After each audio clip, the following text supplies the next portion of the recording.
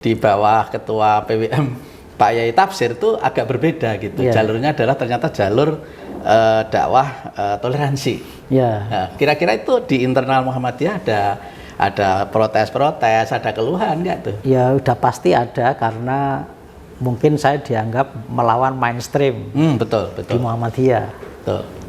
Selama ini begitu ngomong purifikasi, pemurnian, seolah-olah bahwa Muhammadiyah anti budaya, bahwa ada 3 pendekatan, Bayani, Burani, dan Irfani. Bayani itu adalah Islam yang otentik, adalah Islam yang menghargai budaya, gitu. Bukan yang berarti Islam yang memberantas budaya. Betul. Faktanya Nabi juga sering kan mengadopsi budaya-budaya Arab, bahkan jahiliyah. Puasa Ramadan misalnya, di Muhammadiyah yang dihapus itu TBC-nya, tahayul, bid'ah, dan khurafat. TBC. Ya. Bukan budayanya.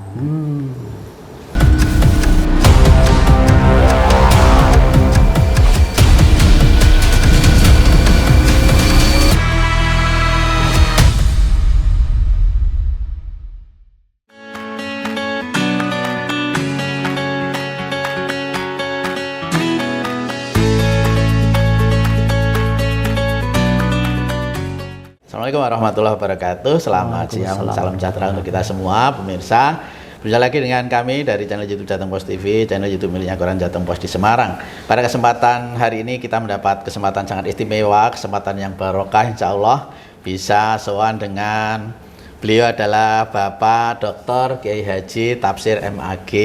Assalamualaikum Pak Yai. Waalaikumsalam warahmatullahi wabarakatuh. Terima kasih sekali lagi Pak Yai. Kami sowan ke Pak Yai. Beliau adalah Ketua Pimpinan Wilayah Muhammadiyah Jawa Tengah, Ketua PWM Jateng. Pak Yai, yang kami dengar dari luar di masyarakat itu PWM Muhammadiyah Jateng di bawah kepemimpinan Pak Yai Tafsir itu dikenal sebagai lembaga dakwah yang menempuh jalur dakwah toleran, atau orang menyebutnya sekarang adalah moderasi beragama. Kenapa Pak Yai memilih jalan dakwah moderasi beragama? Ya, pertama Quran mengajari kita untuk itu, sebagaimana dalam Quran surat Al-Baqarah ayat 143. Jadi di situ katakan bahwa kamu sekalian adalah umat tengah-tengah, gitu kan? Al-Baqarah 183. Yang kedua juga hadis Nabi bahwa ahabbatinillah al-hanifitausu samha, bahwa beragama yang terbaik yang disukai Allah adalah yang hanif dan samha, yang lurus dan toleran. Kemudian yang ketiga adalah keputusan resmi Muhammadiyah. Yang terbaru tentu adalah Risalah Islam Berkemajuan, yang merupakan hasil muktamar di Surakarta, walaupun itu sebenarnya merupakan penegasan dari keputusan-keputusan yang sebelumnya, yang selama ini sudah menjadi karakter keberagamaan atau paham agama di Muhammadiyah, yakni moderat dan rahmatan lil alamin. Sehingga sebenarnya bukan hal baru di Muhammadiyah, kan dari dulu ya Muhammadiyah selalu moderat dalam pemahaman Quran, antara Quran atau wahyu di pihak lain dan akal di satu pihak, antara pemerintah di satu pihak sebagai kekuasaan, kemudian masyarakat di pihak yang lain. Sehingga Muhammadiyah tidak pernah mengambil jalur konfrontasi. Sehingga termasuk budaya juga sama. Di satu pihak kita juga kembali Quran hadis yang orang menyebut purifikasi, tapi di pihak lain Muhammadiyah tak apresiasi kepada budaya. Sehingga tidak ada sebenarnya Muhammadiyah di luar paham yang moderat. Dari dulu sampai sekarang Muhammadiyah selalu pada jalur pemahaman yang moderat sebetulnya. Tapi kan Pak Yai, Muhammadiyah itu selama ini setidaknya dikenal oleh masyarakat itu jalur dakwahnya adalah puritan ya sebetulnya, kemurnian Islam ya, akidah, kemudian syariat, kemudian fikih gitu ya. Lalu kita mendengar sekali lagi nih di bawah ketua PWM Pak Yai tafsir itu agak berbeda gitu. Iya. Jalurnya adalah ternyata jalur dakwah toleransi. Ya. Nah, kira-kira itu di internal Muhammadiyah ada protes-protes, ada keluhan nggak tuh? Ya udah pasti ada, karena mungkin saya dianggap melawan mainstream Betul, di betul. Muhammadiyah. Betul. Dan itu banyak pihak yang menilainya seperti itu gitu.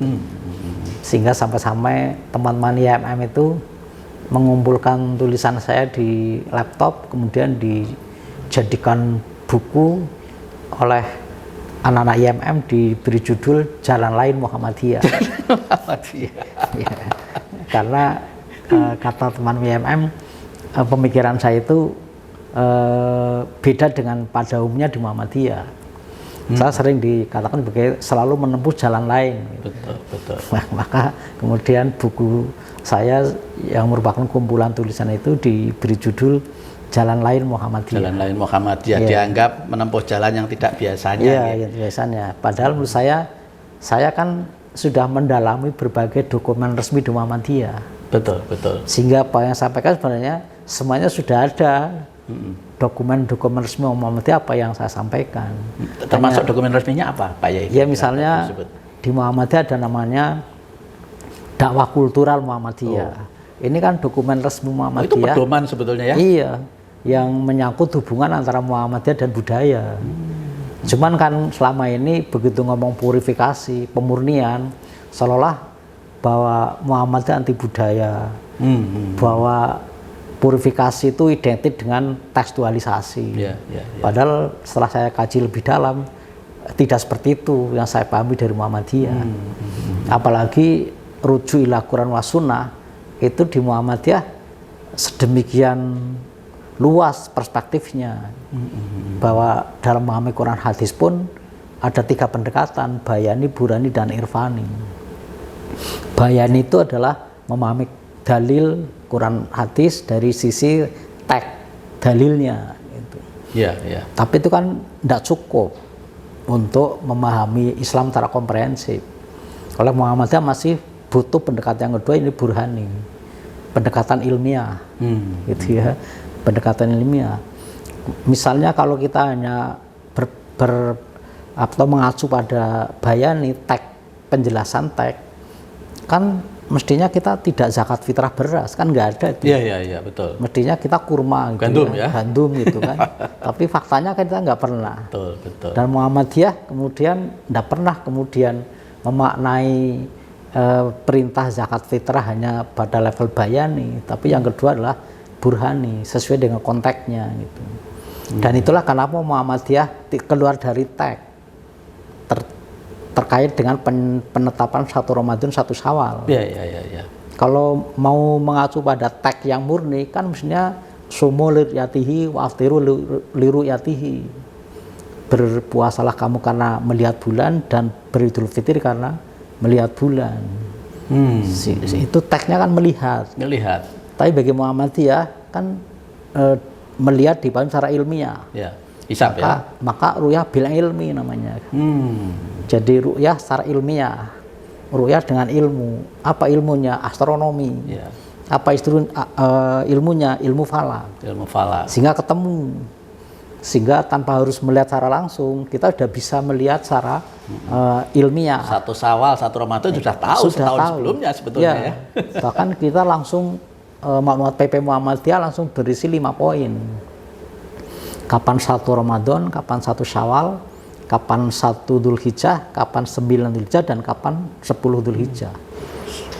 Semua udah bisa dilihat dengan hisab dengan hitungannya sebetulnya. Karena itu ru'yah bil ilmi. Itu kan apa itu puritan. Itu moderat. Itu bukan puritan tapi sudah kontekstual. Maka apa yang maksud dengan purifikasi? Karena menurut saya purifikasi bukan berarti tekstualisasi. Gitu. Betul. Kalau saya mengartikan purifikasi ya otentikasi. Mencari Islam yang otentik gitu. Bukan mencari Islam yang sesuai sebatas teks. Tapi mencari Islam yang otentik. Bisa jadi Islam yang otentik adalah Islam yang menghargai budaya. gitu. Ya, ya, Bukan yang berarti Islam yang memberantas budaya. betul, betul. Faktanya Nabi juga sering kan mengadopsi budaya-budaya Arab bahkan jahiliyah. Puasa Ramadan misalnya, itu diperintahkan tahun kedua setelah hijrah. Ya, ya. Artinya kan kira-kira 15 tahun beliau jadi Rasul, baru ada perintah puasa Ramadan. Pertanyaannya, bagaimana selama ini Kanjeng Nabi itu puasa? Berpuasa. Ya, puasa atau tidak? Faktanya kalau kita baca di Sirah Nabawiyah, nyatanya beliau puasa. Ya, ini puasa Asyura yang merupakan tradisi jahiliyah. Jadi ternyata seperti itu ya sebetulnya. Artinya kan Nabi menghargai tradisi Betul. yang tidak selamanya dihapus walaupun itu tradisi jahiliyah sekalipun. Ya, ya, ya. Ini ya, yang saya maksud, dan inilah menurut saya Islam otentik gitu. Justru inilah Iya, sebetulnya Islam otentik. Islam lahir di dunia itu harusnya seperti Iya, itu. Islam otentik. Makanya ada khair, ada ma'ruf kan gitu ya. Khair itu kebaikan sebagaimana syariah, ma'ruf itu kebaikan sebagaimana uruf gitu kan. Maka Muhammadiyah, Bayani, Burhani dan Irfani. Irfani tidak semata-mata spiritualitas, tapi sesuatu yang bersifat kelaziman, uruf, itu pun sebenarnya merupakan bagian dari Irfani. Oke, Pak Yai, saya potong. Yang penting sebetulnya kan endingnya adalah, katakanlah kalau kita kembali ke PWM Jawa Tengah, dengan menempuh dakwah jalan moderat, ya, tidak puritan itu. Iya. Yang penting hasilnya bagaimana, Pak Yai, kira-kira? Ya, tentu awalnya kontroversi, tapi lama-lama kan saya tidak berhenti untuk melakukan penjelasan ini semua. Maka sebagian tentu sudah bisa menerima, walaupun mungkin sebagiannya belum juga. Tetapi itu yang saya harus saya lakukan, bahwa purifikasi tidak berarti tekstualisasi. Tapi purifikasi adalah autentikasi. Betul. Mencari Islam yang otentik, mencari Islam yang sebenar-benarnya. Rahmatan lil alamin. Rahmatan lil alamin, dan sesuai tujuan Muhammadiyah, menegakkan dan menjunjung tinggi agama Islam sehingga terwujud masyarakat Islam yang sebenar-benarnya. Jadi yang akan dibangun Muhammad itu masyarakat Islam. Betul. Bukan negara Islam. Masyarakat Islam. Ya, jadi Islamic Society, bukan Islamic State. Iya, iya. Dan ini juga bagian dari moderasi politik Muhammadiyah. Moderasi politik Muhammadiyah. Ya. jadi Muhammadiyah tidak berkonsentrasi mendirikan negara Islam, tapi juga Muhammadiyah tidak berkonsentrasi juga untuk membangun negara sekuler. Tapi masyarakat yang Islami. Ya, betul. Masyarakat yang didasari nilai-nilai Islam. Maka Muhammadiyah identitasnya sebagai gerakan Islam, jadi gerakan dakwah. Itu Pak Yai. Jadi sebetulnya yang paling penting kan metode dakwah itu bisa bermacam-macam, pilihannya bermacam-macam. Yang penting hasil akhirnya bagaimana? Katakanlah PWM Jateng, mungkin dengan jalan dakwah jalan tengah, ya, moderat itu bisa diterima di masyarakat barangkali. Secara keanggotaan mungkin bisa lebih banyak lagi, katakanlah. Kan evaluasi dari situ, Pak Yai. Berhasil dan tidaknya sebuah dakwah gitu ya. Dan dari sisi personal Pak Yai Tafsir, itu yang kami baca juga, karena pilihan dakwah moderatnya moderasi beragama itu, Bapak sering mendapat penghargaan juga sebagai Bapak gerakan moderasi beragama, ya. Itu kan sebetulnya dampaknya positif. Ya, itu tentu itu bukan tujuan bagi kami.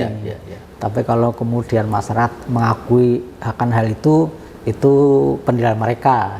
Betul. Ya, kami tidak bisa menghalang-halangi, tapi saya juga tidak minta untuk diberi penghargaan. Tapi begini Pak Yai, sebetulnya kalau kita melihat fakta di masyarakat, sosial kita ini kan beragam memang kan. Sunatullahnya kan memang beragam, sukunya berbeda, sampai ke persoalan agamanya kan. Maka kalau tidak ditemukan jalan dakwah yang moderat itu kan tidak mungkin, Pak Yai. Betul Pak Yai? Ya, karena berdakwah tidak cukup berpikir secara deduktif. Hingga Quran, hadis kita pahami, kemudian kita paketkan kepada masyarakat. Nggak cukup. Kita juga harus berpikir secara induktif. Apa yang menjadi pikiran masyarakat, apa yang menjadi kultur masyarakat, itu juga bagian penting dalam berdakwah yang harus diperhatikan. Betul. Sehingga bagaimana mengharmoniskan antara teks sebagai acuan kita berpikir deduktif dengan fakta sosial sebagai rujukan kita berpikir induktif. Sehingga perpaduan antara deduktif dan induktif insya Allah akan menemukan titik temu bagaimana Islam bisa diterima oleh masyarakat dan Islam mudah diterima dan diamalkan oleh masyarakat. Itu. Dan tidak berarti juga jalan dakwah moderasi beragama ini mencampur adukan agama, enggak juga ya? Bukan jadi, sinkretisme ya? Ya, jadi beda antara sinkretisme dengan akulturasi. Jadi akulturasi kan kita mengapresiasi budaya tanpa harus mengorbankan nilai agama di dalam budaya itu. Tetapi bagaimana budaya kita arahkan untuk sesuai dengan ajaran Islam, dengan syariah. Karena di Muhammadiyah yang dihapus itu TBC-nya, tahayul, bid'ah dan khurafat. TBC, bukan budayanya. Tidak otomatis setiap budaya yang itu karya asli masyarakat setempat itu mengandung dalamnya TBC. Kalau toh kemudian ada TBC-nya, ya TBC-nya yang kita hapus, bukan budayanya. Bukan budayanya. Jadi ibarat kita mau menangkap tikus di lumbung padi, ya tikusnya yang kita tangkap, tikusnya yang kita bunuh, tikusnya yang kita usir gitu, tikusnya yang kita hilangkan. Bukan lumbung padinya dibakar ya? Bukan lumbung padinya kita bakar, gitu kan? Yang celaka kalau lumbung sudah kita bakar, tapi tikusnya tetap hidup. Gitu kan? Itu yang celaka. Oke Pak Yai, jadi memang sebuah keniscayaan bahwa di Indonesia ini kita sosial masyarakat kita beragam, bahkan sampai muncul pandang motor kita itu mengatakan Bhinneka Tunggal Ika ya. Maka dalam beragama pun mesti juga harus dengan jalan tengah ya Pak Yai. Misalnya kalau dari sisi tadi kembali ke Pak Yai Tafsir yang dikenal sebagai dakwah jalan tengah, dakwah moderasi, tidak terlalu kanan, tidak terlalu kiri. Kalau terlalu kanan juga bahaya Pak Yai. Terlalu kiri juga nggak boleh. Itu yang ditakutkan orang Pak Yai, bahwa moderasi beragama itu pertama dia nggak mencampur adukan, kedua nanti terlalu liberal gitu. Ya moderat tengah-tengah antara radikal dan liberal. Jadi radikal ya menurut saya tidak tepat, liberal juga tidak tepat. Sehingga moderat ya tengah-tengah antara liberal dan radikal. Tetapi memang agama nggak bisa dipungkiri. Mau dipahami cara radikal ya bisa, mau dipahami cara liberal juga bisa. Mau mencari ayat yang mendukung radikal ya ada. Mencari ayat yang mendukung liberal juga ada. Cuman pertanyaan, apakah dengan model itu dakwah yang strategis? Kita kan berpikirnya bagaimana dakwah yang strategis yang dengan upaya ini semoga masyarakat banyak bisa menerima Islam itu. Sehingga Islam tidak hanya untuk kalangan terbatas, tapi bisa diterima lebih banyak orang karena tadi sebagai wujud dari rahmatan lil alamin. Rahmatan lil alamin kan bisa jadi dipahami sebagai untuk siapapun, kapanpun dan dimanapun, gitu ya. Jadi sebetulnya terjemahnya itu harusnya ya. Kalau saya memahami itu, karena rahmatan lil alamin itu ya untuk siapapun, kapanpun dan dimanapun. Untuk semuanya ya. Jadi semuanya, semuanya, gitu ya. Semuanya, kapanpun dan dimanapun. Karena untuk seluruh penjuru dunia sampai kapanpun nggak ada batas waktu dan siapapun. Maka dakwah adalah menyapa semua orang, siapapun dia.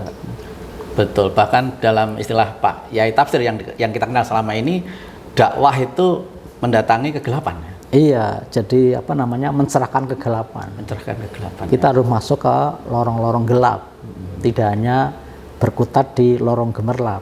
Ya, Maka Muhammadiyah Jateng dikenal dakwahnya di kalangan komunitas waria, orang marginal, karena itu bagian dari pengemis, itu kan lorong-lorong gelap yang lebih memerlukan pencerahan dibanding mungkin lorong-lorong gemerlap yang lain yang ibaratnya sudah banyak menerima pencerahan. Kebutuhannya lebih pada kegelapan ya. Jadi dakwah itu memberi terang yang gelap. Betul jadi, ya sebetulnya. Jangan sampai dakwah hanya menerangi di ruang yang gemerlap. Apalah artinya sebuah lampu di tengah-tengah matahari kan. Oh ya, betul. Tapi betapa maknanya hanya sebuah lilin tapi di ruang gelap. Sangat bermakna gitu. Oke. Kalau secara teknis praktek dalam kehidupan Pak Yai, dakwah ke lorong-lorong gelap yang selama ini sudah dilakukan oleh PWM apa aja di Jawa Tengah? Ya kita kan mencoba mendekati kaum marginal. Ya mungkin tidak semua orang concern atau peduli untuk itu. Betul. Tapi kita mencoba masuk ke sana karena tadi mereka kan juga manusia yang punya hak surga seperti kita. Betul. Pertanyaannya, siapa yang mengarahkan mereka ke surga? Kalau kemudian kita yang merasa mungkin ke depan akan menjadi ahli surga, gitu tidak mau mendampingi mereka. Kan dalam Islam jadi orang baik aja nggak cukup, tapi juga menjadi orang baik yang juga mengajak orang lain menjadi baik. Betul. Jadi, makanya dakwah ke komunitas waria kalau nggak salah ya. Kemudian mungkin ke kalangan korban narkoba juga ya selama ini ya Pak Yai ya. Karena tadi mungkin sebagian kan mau mendekati komunitas seperti ini kan ada beban psikologi tersendiri. Betul. Padahal mereka mau sholat aja kadang bingung. Mau masuk soft perempuan, ibu-ibu nganggap bahwa kamu laki-laki gitu kan. Ibu-ibu nggak mau dijejeri kan gitu. Mau masuk ke soft laki-laki juga nganggap bahwa kamu itu perempuan. Padahal kan harus sholat. Karena dia manusia, bukan binatang, bukan setan, bukan iblis, kecuali memang sedang menjadi sifat seperti setan misalnya gitu. Tapi faktanya kan dia tetap manusia. Oke. Manusia itu berkewajiban untuk berupaya masuk surga. Bahwa kemudian tidak bisa itu soal lain, tapi kan Allah menyuruh kita supaya bagaimana menjadi orang baik, yang dengan jadi orang baik itu insya Allah kita masuk surga. Siapa yang mengarahkan mereka menjadi orang baik? Kan mestinya orang baik. Betul. Jangan malah dihindari ya Pak ya. Jangan dihindari. Jangan sampai menjadi orang baik hanya untuk dirinya, tidak berupaya untuk mengajak orang lain juga menjadi baik. Itu tadi salah satu pilihan dakwah dari moderasi beragama ya. Jadi Islam ini untuk semua. Jadi itu. Oke, Pak Yai. Kemudian mungkin perlu dijelaskan lagi tentang moderasi beragama ini. Sebenarnya yang dimoderasi itu kan pemikiran ya, cara pandang, bukan agamanya ya. Kalau agama kan sudah hakiki ya Pak Yai. Jadi agama kan sebagai Islam sebagai syariah telah selesai. Sebagai dogma ya. Karena sudah sempurna 15 abad yang lalu. Sebagaimana dalam surat Al-Maidah ayat 3 bahwa Islam telah sempurna, Islam telah selesai, dan Islam mutlak benar. Tidak ada syariah yang salah. Tetapi tadi karena Islam rahmatil alamin, untuk kapanpun, dimanapun dan siapapun, kan Islam akan berada pada situasi ruang dan waktu yang berbeda.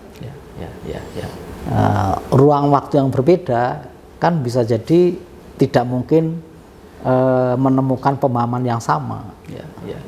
Sehingga sebagai syariah telah selesai mutlak, tapi sebagai fikih Islam akan selalu berkembang. Berkembang sesuai dengan perkembangan ruang dan waktu. Al-Islamu sholihun ala kulli zamanin wa makanin gitu. Ketika Nabi zakatnya kurma, kita tarik ke Indonesia berubah jadi beras. Kan gitu kan. Betul. Tapi beras bukan syariah. Beras adalah fikih. Fikih ya, syariahnya kurma. Syariahnya kurma. Suatu ketika orang Indonesia nggak mau lagi makan nasi, kita ubah jadi gandum, karena mungkin makannya roti semua. Betul. Tapi kita nggak bisa mengubah kurma karena tagnya begitu gitu. Ya, ya. Jadi cara pandang ini yang perlu dimoderasi ya, bahwa kita lahir di dunia ini bermacam-macam, termasuk dalam beriman dan beragama juga bermacam-macam, yang mesti harus istilahnya dihidupkan bersama. Kalau dalam Islam lakum dinukum waliyatin ya. Iya, karena berada dalam ruang waktu yang berbeda. Betul. Tidak akan bisa misalnya harus disamakan itu. Tidak bisa karena tadi ruang waktunya berbeda, akan menghasilkan pemahaman dan pengamalan yang berbeda. Maka harus saling menghargai ya Pak ya.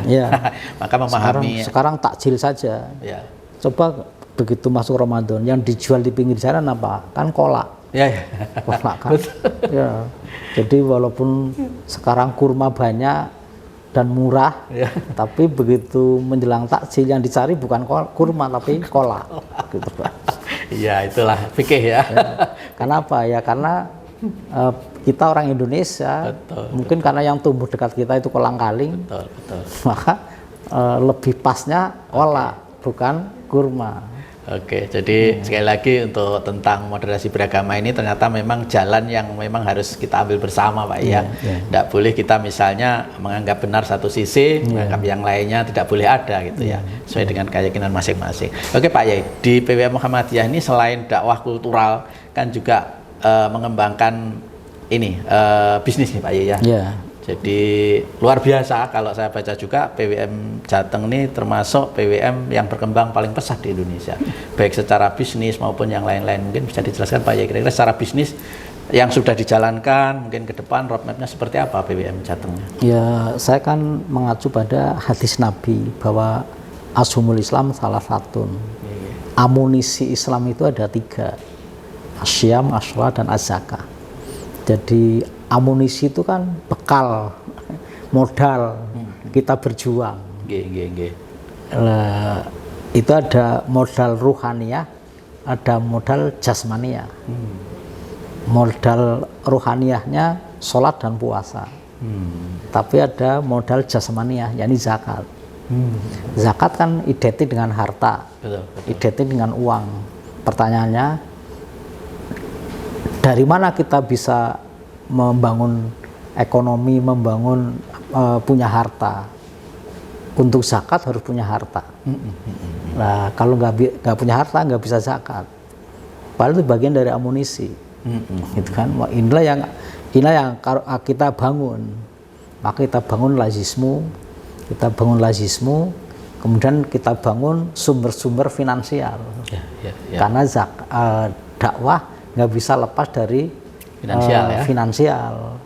Maka Muhammadiyah sebagai ormas dengan kekuatan pendidikan, kesehatan, dan sosial, ibaratnya kita anggap selesai lah setelah 100 tahun gitu. Kita mungkin tidak akan menambah sekolah baru. Di Jawa Tengah sudah ada 1678 sekolah di luar TKB, gitu ya. Kita sudah punya rumah sakit hampir 60. Kita udah panti asuhan sedemikian banyak, dan juga perguruan tinggi. Perguruan tinggi bahkan PP Muhammadiyah sudah tidak merekomendasi berdirinya perguruan tinggi baru untuk di Muhammadiyah Jawa Tengah. Kecuali kita mengakuisisi kampus lain, boleh lah gitu kan. Udah terlalu banyak lah. Tapi yang dari nol sudah nggak boleh.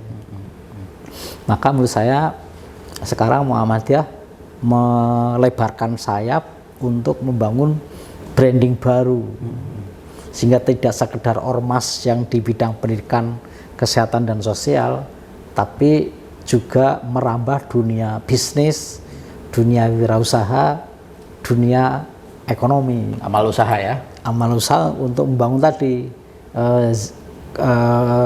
kekuatan zakat.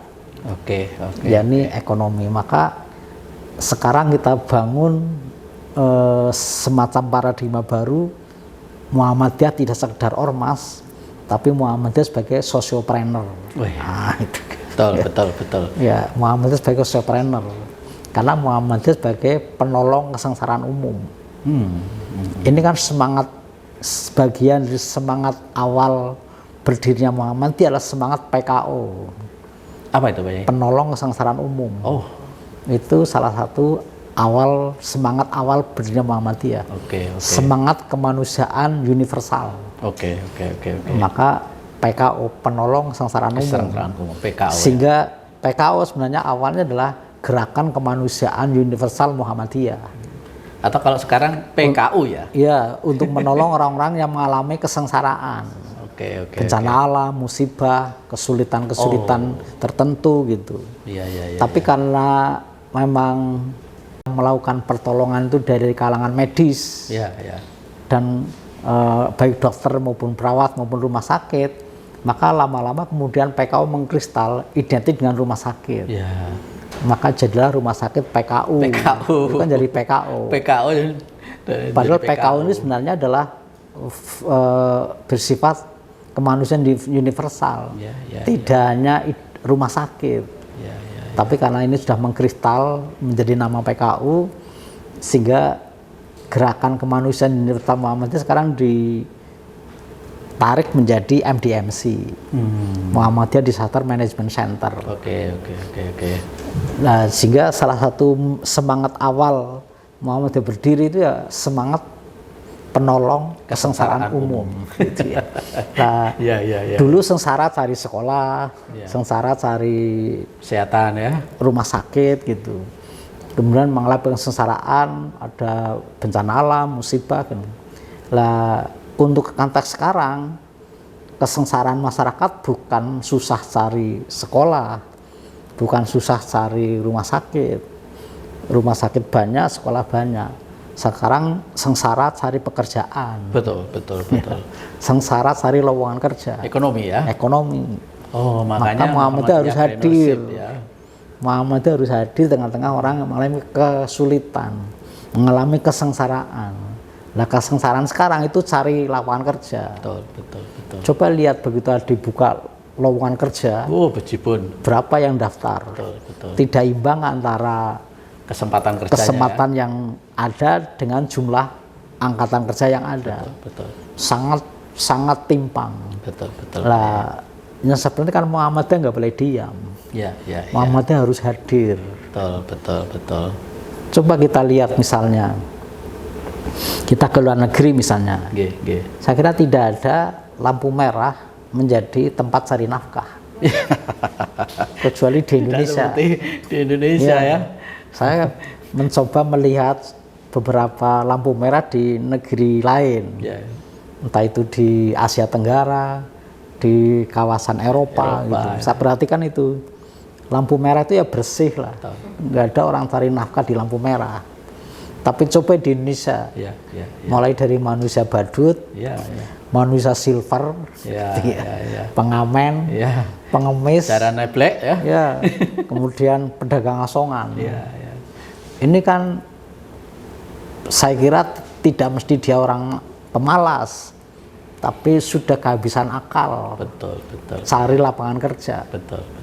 Karena sudah mentok, akhirnya apa boleh buat, yang penting halal. Betul. Walaupun mungkin dengan cara yang mohon maaf mungkin kurang terhormat secara sosial, tapi itu harus dilakukan karena tidak bisa menghindar dari perut yang lapar. Betul. Nah, ini kan kita nggak boleh diam. Sekecil apapun kan kita mencoba hadir dengan tengah masyarakat yang mengalami kesengsaraan. Itu yang kemudian kenapa saya getol dengan wilayah ekonomi. Di samping itu juga prihatin akan kekuatan ekonomi kita yang sebenarnya kita begitu besar potensinya, tapi sering potensi itu dimanfaatkan orang lain. Sehingga kita negara kaya, tapi yang menikmati orang lain, bukan kita sendiri. Betul. Akibat ketidakmampuan kita, atau kita memang tidak punya semangat produsen. Kita lebih suka pada wilayah zona aman sebagai konsumen. Sebagai konsumen ya? Iya. Ini kita rasakan di Muhammadiyah sendiri. Misalnya kebutuhan atau perputaran uang di rumah sakit Muhammadiyah se-Jawa Tengah lebih dari 5 triliun per tahun. Itu baru rumah sakit. Pertanyaannya, siapa yang menikmati 5 triliun lebih itu? Ternyata bukan kita sendiri. Ya. Paling-paling kita menikmati 25-30% untuk belanja pegawai, gaji dan macam-macam itu. Begitu sampai alkes, sampai obat, bukan milik kita. Ya, kemana kita beli? Iya, betul. Ya, misalnya bed pasien saja. Menurut saya itu kan teknologi tidak canggih lah. Betul. Tapi kenapa kita juga harus impor dari negara lain? Ya. Padahal kan kelasnya hanya bed pasien, dipan itu. Ya, betul. Ya, hanya dipan saja kita harus beli impor, jajak ke negara lain. Lah kita punya banyak profesor dokter teknik pada ngapain aja gitu ya. Betul. Gitu ya. Kita punya profesor dokter teknik gitu. Sudah saatnya harus membuat sendiri semuanya. Ya. Untuk kebutuhan sendiri ya. Apa memang mereka tidak mau atau hanya ingin praktisnya aja? Betul. Kok susah-susah amat bangun pabrik?